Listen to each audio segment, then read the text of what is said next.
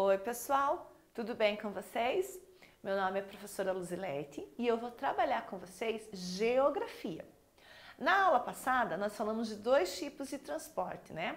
O sistema de transporte hidroviário, lembrando que tudo que tem hidro tem a ver com água, né? E o sistema ferroviário, né? Que é o dos trens que andam por trilhos de ferro, não é isso? Muito bem.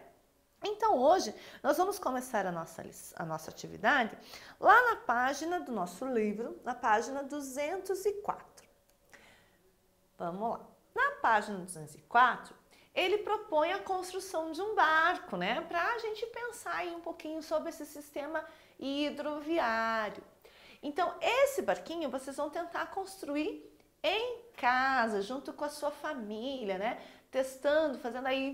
Vamos ver essa habilidade manual de vocês. Lembrando que uma dobradura, o que faz a dobradura funcionar mesmo é a gente marcar cada partezinha, marcar bem, passar bem o dedinho ali, deixar bem marcadinho. Quanto mais marcadinho a gente deixa, mais fácil é da gente continuar os próximos passos da dobradura, tá certo? Vamos começar a nossa aula. Se der tempo, a gente faz uma dobradura. A gente tenta começar a dobradura aqui, tá certo? Se não der tempo, aí vocês fazem a dobradura em casa, combinado? Então vamos seguir, porque a gente tem bastante coisa para falar, né? Esse nosso conteúdo de geografia é um conteúdo bastante teórico, mas que é importante a gente saber de tudo isso, não é verdade? Porque isso tudo faz parte do nosso dia a dia, não é? Vocês não andam de carro, não andam de ônibus, já andaram de trem? Já andaram de navio? Né? Tem gente que já andou de trem, já andou de navio, tem gente que anda sempre de avião, não é verdade? Tem gente que nunca andou de avião, né? Mas tem gente que já andou muito de barco. Então, cada um tem a sua experiência. Mas, de qualquer maneira, todos esses sistemas de transporte fazem parte do nosso cotidiano, do nosso dia a dia. E vocês viram lá no início do nosso livro falando que os meios de transporte eles são importantíssimos para a economia, né? Para a economia de qualquer lugar, né? Tanto para transportar pessoas quanto para transportar produtos, não é? Produtos que vão ser comercializados. Então vamos lá para o nosso transporte rodoviário, que diz o seguinte: o transporte rodoviário é realizado por veículos com rodas em estradas, podendo ser pavimentadas ou não. Esse transporte é o mais utilizado em nosso país. O que são ruas pavimentadas ou não? É que tem estradas que não tem asfalto. Tem estradas que são de terra ainda, né? Estradas de terra. Aí às vezes chove, faz lama, o carro atola, né? Por isso que existem também diversos tipos de veículos, né? Para que tem veículos que se adaptam melhor à estrada pavimentada, tem veículos que são próprios para essas estradas de terra, não é? Que tem um tipo de tração diferente, que faz com que o carro não atole. Então os veículos também são criados, são produzidos, são fabricados pensando também nesses diversos tipos de estradas que nós temos. Então, o tipo de transporte mais utilizado no Brasil é o rodoviário, tá? Vamos lá então. A maioria dos acidentes ocorre também nesse meio de transporte. Óbvio, né, gente? É uma questão de lógica. Se é o maior sistema utilizado, né, o mais utilizado é o sistema rodoviário, provavelmente o maior número de acidentes acontece também nesse sistema. Por isso é muito importante tomar todo o cuidado com os veículos. Você ainda não tem idade suficiente para guiar um veículo, mas quando isso acontecer, é importante que esteja sempre atento às regras e aos sinais de trânsito. Lembra na abertura deste capítulo que tinha lá uma paisagem, tinha duas placas importantes, uma dizendo atenção, animais na pista e outra dizendo que a velocidade máxima era 60 km por hora? Então, quando a gente se torna motorista, quando a gente se torna apto e habilitado para dirigir o veículo, a gente tem que conhecer todas essas coisas, conhecer todas essas placas, saber exatamente quais são as regras de trânsito, porque a gente já aprendeu também, gente, que regras servem para quê? Para favorecer o convívio, né? Para que o convívio seja mais agradável, seja mais harmonioso. Regra de trânsito existe para quê? Para evitar acidentes, né? Para evitar problemas. Já imaginou se não tem regra? Daí cada um anda na velocidade que quer, cada um anda na pista que quer, não é verdade? Então, as regras de trânsito são importantíssimas. E é por isso que quando a gente infringe uma regra, o que acontece? Nós recebemos uma multa, uma punição. Por quê? Porque regra não é feita para infringir, regra é feita para ser respeitada. Aí assim, ó, devemos ter muito cuidado ao andar nas ruas e até nas calçadas. Ao se moverem, os veículos podem colidir, causando prejuízos e machucando pessoas. Então, claro que o pedestre tem que andar pela calçada, atravessar pela faixa de pedestres, né? Porque isso é o mais correto e porque isso preserva a nossa vida. Mas a gente sabe que eventualmente, uma vez ou outra, às vezes acontecem, né, de carros subirem na calçada, atropelarem pessoas, né? Por quê? Porque alguém está sendo imprudente, não é verdade? Quem está sendo imprudente? A pessoa que está na calçada ou quem estava guiando o carro que subiu na calçada? Provavelmente quem estava guiando o carro subiu na calçada. Às vezes é um problema mecânico, né? Porque carro é uma máquina e máquinas às vezes falham. Né? Mas muitas vezes é também uma imprudência do motorista, quer dizer, ele não estava atento, ele não prestou atenção, né? Ou ele estava sonolento, enfim, existem N motivos para que os acidentes aconteçam. Aí ali, ó, vai falar do que eu estava dizendo para vocês ali, ó. O transporte rodoviário pode ser perigoso mesmo para as pessoas que não dirigem. Por isso, para atravessar uma rua ou avenida, devemos utilizar a faixa de pedestres e estar muito atentos aos movimentos da via, esperando o momento correto e mais seguro para fazer a travessia. Porque vocês já viram, eu já vi isso acontecer. O sinal fica vermelho para o carro, a pessoa vai atravessar e o carro fura o sinal vermelho e acaba atropelando a pessoa. Então, mesmo quando a gente está lá no sinaleiro, esperando, né, a nossa vez de passar, é preciso que a gente dê um tempinho. Abrir o sinal para o pedestre passar, espera só um pouquinho, olha bem se não está vindo nenhum carro em alta velocidade e atravessa, porque às vezes pode acontecer do carro furar o sinal e isso pode causar um acidente, né?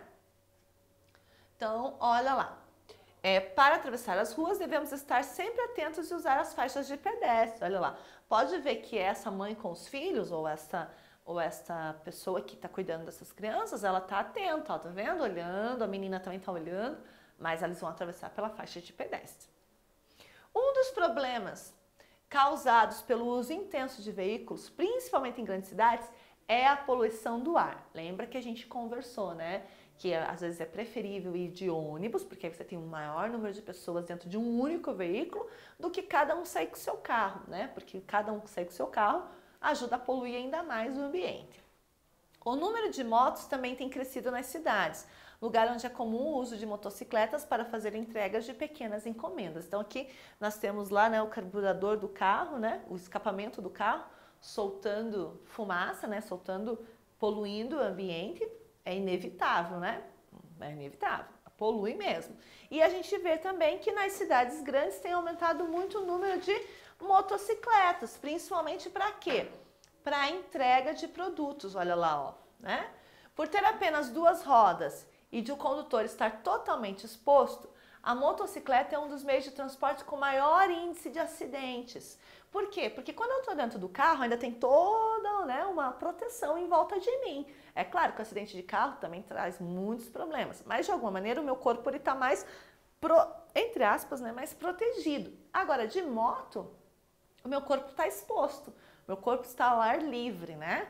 Então, quando acontece um acidente de moto, a gravidade do acidente é sempre maior porque o meu corpo está exposto, meu corpo vai cair, meu corpo vai machucar, né? Por isso é importante que os condutores de motocicletas tenham muita atenção às leis de trânsito e usem os equipamentos de segurança como capacete e luvas, né? Então, os condutores de motocicleta, eles têm roupas especiais, né? Tem equipamentos que eles precisam usar, como por exemplo as luvas e o capacete. Por quê? Para proteger o corpo, né? Se acontece algum acidente, não evita de machucar, mas evita de machucar gravemente. Então é importante esses equipamentos de segurança. Olha lá, o uso do capacete adequado é fundamental para a segurança dos motociclistas, estão vendo? Nada de sair por aí passear de moto sem capacete. Ah, professora, mas é só um passeio. Não. É só um passeio, mas precisa dos equipamentos de segurança. Aí nós vamos falar agora do transporte aéreo, né? Olha lá o transporte aéreo, então. É o transporte realizado pelos ares por meio de máquinas capazes de voar, como as aeronaves. É considerado um dos meios de transportes mais modernos e seguros que existem. Mesmo que de vez em quando a gente ouça no noticiário que houve um acidente de avião, ele ainda é considerado um sistema de transporte seguro. Olha lá, um dos mais seguros que existem, né? Porque vocês imaginam quantos aviões estão no ar todos os dias, né? E quantos acidentes a gente ouve?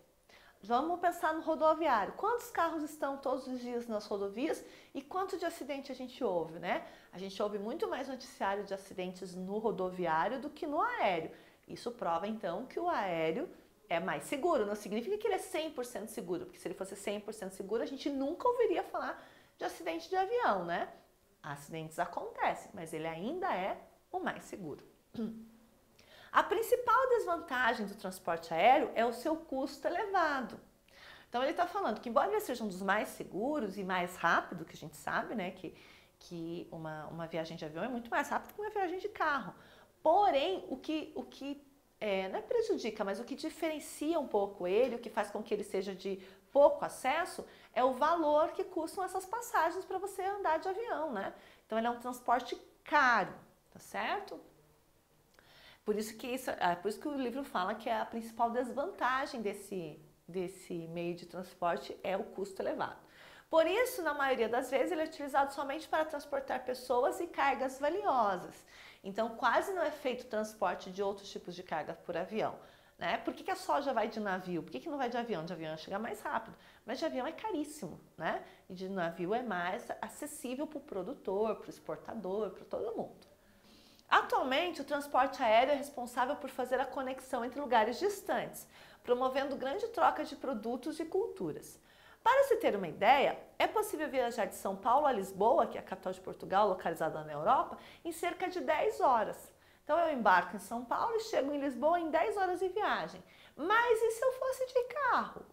Primeiro que como é que eu ia fazer, né? Eu ia ter que ir até uma distância de carro e depois para chegar lá na Europa eu ia ter que fazer essa viagem de navio, né? Não ia dar para eu atravessar de carro no oceano, ou ia dar.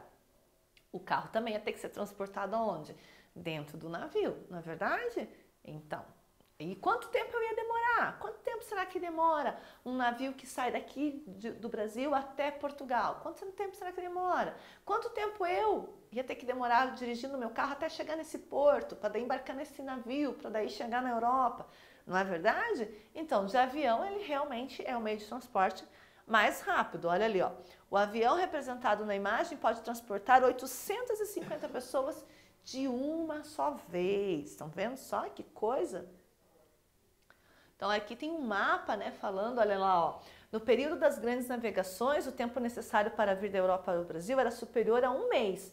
Lembram lá que a gente viu das caravelas, né, dos portugueses quando chegam no Brasil? A viagem deles demorou muito mais de 1 mês. Pois os meios de transporte utilizados eram grandes embarcações e, além de serem grandes embarcações, o que a gente viu? Que elas eram movidas pelo vento, né? Então eles tinham que contar com o vento. Quanto mais vento, mais rápido. Quanto menos vento, mais lento. E sem vento, parado, né? Foi o que a gente viu lá no livro. Então vamos ver, isso daqui então seria a viagem de caravela, né? No tempo das grandes navegações.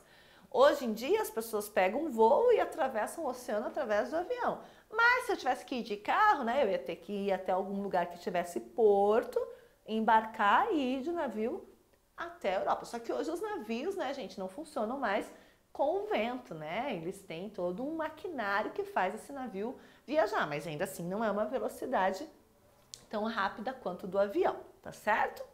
E aí a gente vai falar ali da bicicleta. Deixa eu só mostrar para vocês, né? Quando eu digo para vocês que tem litoral de norte a sul, né? Veja, isso aqui é o oceano, certo? Aqui a gente tem o Brasil. Estão vendo aqui? Então veja só que o Brasil, ele vai ser banhado, ó, lá da região norte, né? Ou melhor, da região norte, alguns estados da região norte. Olha lá, até o sul do país a gente vai encontrar essa margem de litoral, né? Essa margem que é a região litorânea que nós falamos. Aí, olha lá. Bicicleta, então, né? Um transporte alternativo. Falamos sobre bicicleta em umas aulas atrás. Atualmente, muitas pessoas estão procurando utilizar meios de transporte alternativos e menos poluentes como a bicicleta.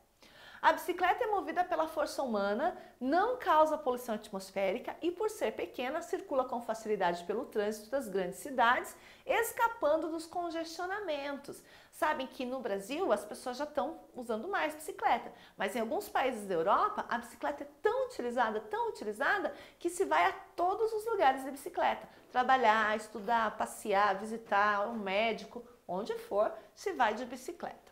Então, o que é um congestionamento? Vocês devem saber, principalmente vocês que moram em grandes cidades devem saber o que é um congestionamento, né? É um acúmulo de veículos que dificulta o trânsito, que a gente chama popularmente de engarrafamento, né? Que já, o trânsito está parado, o engarrafamento daqueles. Quer dizer, todo mundo anda muito devagar, né? Fica horas parado, né? Então, quem anda de bicicleta não passa por esses problemas, certo? E ali, então, para a gente terminar, né? É importante que os condutores de veículos motorizados como carro, caminhões e ônibus zelem pelas pessoas que optam por utilizar a bicicleta, pois elas compartilham as mesmas vias de circulação.